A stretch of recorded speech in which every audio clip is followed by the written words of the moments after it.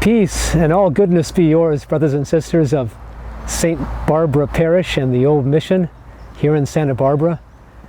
I'm seated near a rock here in our mission property, reflecting with my fellow friar, Father Garrett Edmonds, about this Sunday's gospel text. Father Garrett will be sharing some context, important context with us regarding this reading, based on his long experience of service in the Holy Land. Father Garrett? Thank you, Father Dan. It's good to be with you this morning, even if it's only virtual. We're living in these new and sometimes strange and trying times, but I'd like to suggest to you it's also a time of opportunity, a time for us to experience anew God's peace and blessing. Such was the case yesterday as some of the friars were gathered for lunch together. Oftentimes before the pandemic, our schedules were so hectic and so different that we didn't have as much time to be together as we do now. So one of the blessings of this time is being together.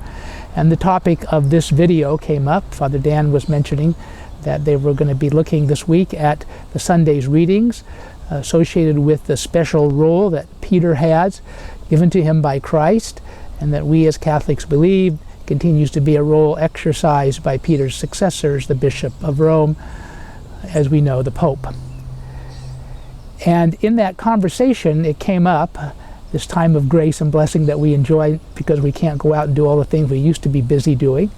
It came up that all three of us, Father Dan and Father John Harden, who was the other person that was having the conversation with, and myself, had been to the Holy Land and had been to the sites that remember this particular ministry and call to service that Jesus gave to Peter, making him the first among the apostles. And Father John and I were there together 9 months ago on a pilgrimage that was largely for folks who are from here at Mission Santa Barbara. And we were reminded in this conversation that there are actually two sites in the Holy Land, two instances in the Gospels that talk about the primacy of Peter. The Gospel text that we have for this Sunday talks about the primacy of Peter, the first place among the apostles that Jesus gave to Peter. And these two instances have been used throughout the centuries in terms of looking at the appropriate role, the appropriate service of ministry that the Bishop of Rome exercises. And but they are very different. First of all, they took place in different places.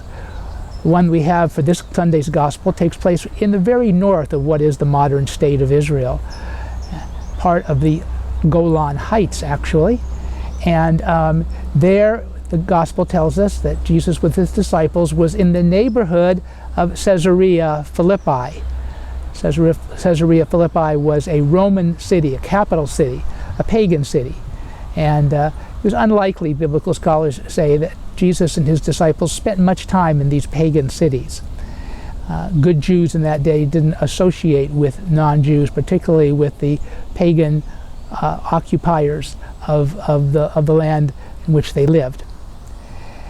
The second of the two stories takes place right on the shores of the Sea of Galilee, where again today there is a shrine church that remembers this second place that commemorates the idea of the primacy of Peter. They are in different places, they are different stories, and they take place at different times in Jesus' ministry. The first one, the one that we read about in today's Gospel, or Sunday's Gospel, is about Jesus and his disciples who are still doing the public ministry of Jesus in Galilee. Jesus is preparing them for going down to Jerusalem, where he will suffer, die, be buried, and raised from the dead. The second of the two stories is a post-resurrection appearance of Jesus. Jesus and disciples were back by the Sea of Galilee, engaging in their livelihood, that was fishing on the sea, when Jesus appears to them and again engages in a dialogue about who Peter is and how the church is to grow. I think that's the key question that we might look at today in terms of this gospel, these stories, the primacy of Peter. So although they are different, and there's different dialogue that takes place, they both address the question of how we as God's people, a community of faith, are gathered together around one Lord, one faith, one baptism. And throughout the history of the church, particularly as the church suffered sad divisions, these two texts have been somewhat controversial, depending upon one's idea of the ecclesiology that they want to embrace. They have chosen to use one or the other, sometimes to the detriment or even leaving out of the one that doesn't fit so much closely to what they want to do. So, what is the difference here? And I'm going to suggest to you this morning the difference is not so much about the words that Jesus speaks to Peter. We remember this Sunday the specific words that Jesus spoke to Peter. Jesus says to him, "You are Peter, and upon this rock I will build my church, and the gates of hell shall not prevail against it." The other dialogue that Jesus has after his resurrection, when he appears to the disciples by the Sea of Galilee, he turns to Peter 3 times and says, "Peter, do you love me?" And when Peter replies in the affirmative 3 times, Jesus says each time, "Feed my sheep," singling out Peter in his special role of being the new leader of this band of believers of Jesus. But what both stories have in common, despite taking place at different times and different locations and having different dialogues, is that Jesus begins both of them by asking a question. And I think ultimately that is what is the key to this gospel reading we have this Sunday. It's the key to us understanding how the church is to operate and how the ministry, the Petrine ministry exercised by the Pope, is to be seen. In the first case, when Jesus says to Peter, "You are rock," actually changed Peter's name. His name had been Simon to that point, changes Peter's name and says, you are Peter, you are rock, and upon this rock I will build my church. He starts off by asking Peter a question. Who do you say that I am? And because Peter answers correctly, by the way, one of the few times he got the right answer, he is given this special role. He obviously his leadership talents had already been demonstrated to Jesus, and his faithfulness to Jesus had already been demonstrated. But because Jesus asked him this question, who do you say that I am?